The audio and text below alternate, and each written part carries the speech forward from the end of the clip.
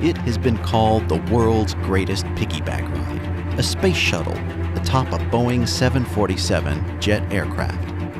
But this is no ordinary 747. This is the Shuttle Carrier Aircraft, the SCA. This specially modified jumbo jet was not only a taxi service for the shuttle, but also helped in the development of the shuttle itself. In 30 years of flying, the majestic image of a spacecraft joined to the SCA became a symbol of American invention and ingenuity.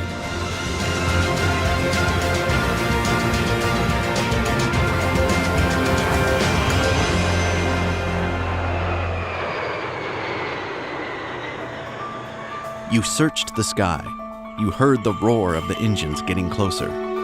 Then someone would shout, "There it is, the SCA." In the 30-year history of the space shuttle, if you were one of millions of people who saw the SCA fly over your town, you understood the excitement it could generate. So it was always a pleasure to have the locals come out and have the kids be able to look up and see a shuttle sitting on top of an airplane. That's certainly a huge memory of mine. When I was a teenager, when I lived in Huntsville, Alabama, where I was raised, and at the time I was at Von Braun Civic Center in Huntsville and looking up and seeing this airplane, and who would have thought that I would have ever flown this airplane? I mean, how ironic that I would end up being a guy who flew the airplane and being lucky enough to be the last guy to fly this vehicle for a 30-year shuttle program. The unique image of two sleek vehicles attached in a seemingly impossible configuration evokes feelings of progress, elegance, and achievement. To understand how the shuttle carrier aircraft came to be, you must understand the shuttle itself. It was America's first reusable spacecraft. At the end of a space mission, the shuttle would re-enter Earth's atmosphere. Then it would glide down to a runway at the Kennedy Space Center in Florida. There, engineers would get to work refitting the spacecraft for another mission. But NASA had other landing sites, such as Edwards Air Force Base in California. If the shuttle landed here, it would need a way back to its launch site in Florida. For flying the skies on Earth, NASA engineers first thought that perhaps the shuttle could have its own jet engines. But these proved to be too heavy, too complex, and too costly to develop. NASA would have to find another way to transport the shuttle. Enter John Kiker, an engineer at the NASA Johnson Space Center in Houston, Texas. I made a little sketch of this and put it on my desk, and then after several weeks I called up Owen one day and told him not to laugh, but I wanted to show him something.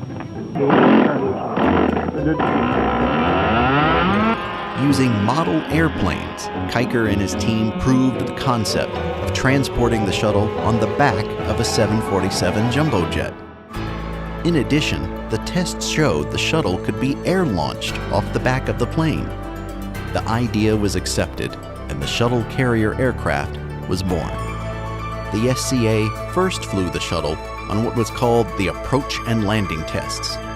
The shuttle Enterprise was lifted on the back of the SCA to an altitude of about 27,000 feet and air-launched. The aerodynamic tests were crucial in proving the shuttle's ability to glide down to a landing and helped engineers refine the shuttle design. Just as significant, the imagery of the SCA and shuttle in action was the public's first glimpse of an amazing new era of spaceflight that was just on the horizon. The shuttle became a renowned and iconic space vehicle.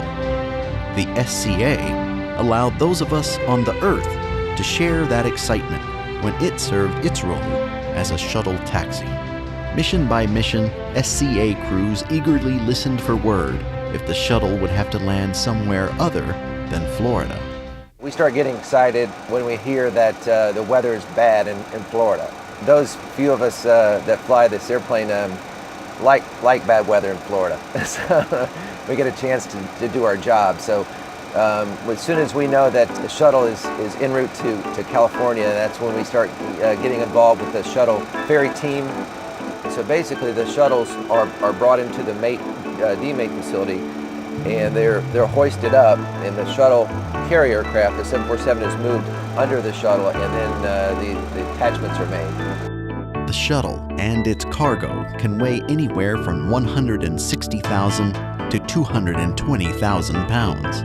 To lift and fly with that much weight on its back, the SCA had some special modifications that made it unlike any other jetliner. Most noticeable were vertical fins mounted on the tail. The shuttle caused air turbulence, and the fins brought back stability to the flight. Other than the fins, it might appear this was an ordinary jumbo jet. But as SCA flight engineer Henry Taylor can tell you, there were some very important differences between a regular 747 and a shuttle carrier aircraft. We're here inside the main cabin of the shuttle carrier aircraft. As you can see, there's no insulation, no paneling. All the lavatories and galleys have been removed to save weight. Above me is one of the two bulkheads, this one and this one, that are used to provide support for the orbiter attach points. The attach points for the shuttle carrier aircraft are in the same location that the orbiter is attached to the external tank for launch. The aft section of the airplane, there's two struts with what we call balls, and those go up inside the orbiter. In the front, there's a small little tripod adapter fitting that mounts to the structure that's been added to the shuttle carrier aircraft. Somebody made kind of a joke, although it's relevant. By the aft attach points, it says attach orbiter here, note black side down, which of course the black for the tile, so it's kind of a joke. Make sure somebody doesn't put it on upside down. Although the plane itself had all the necessary technical requirements for a safe flight, the highly skilled crew monitored the systems carefully and experienced a different type of ride.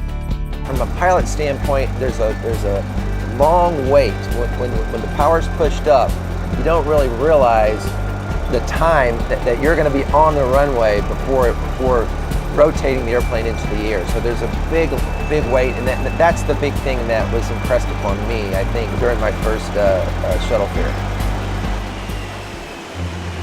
As the shuttle program ended, the SCA had one final mission: deliver the shuttles Enterprise, Discovery, and Endeavour to their respective museums.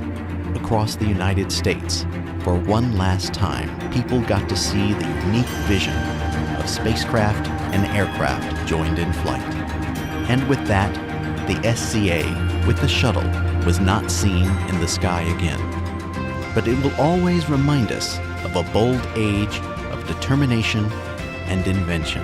When the orbiter is on top of the SCA, it just creates so much interest because it's such a unique site that people come out by the thousands to see us wherever we stop, to come see this very unique combination. People appreciate and people respond to things like that. The American ingenuity and American pride.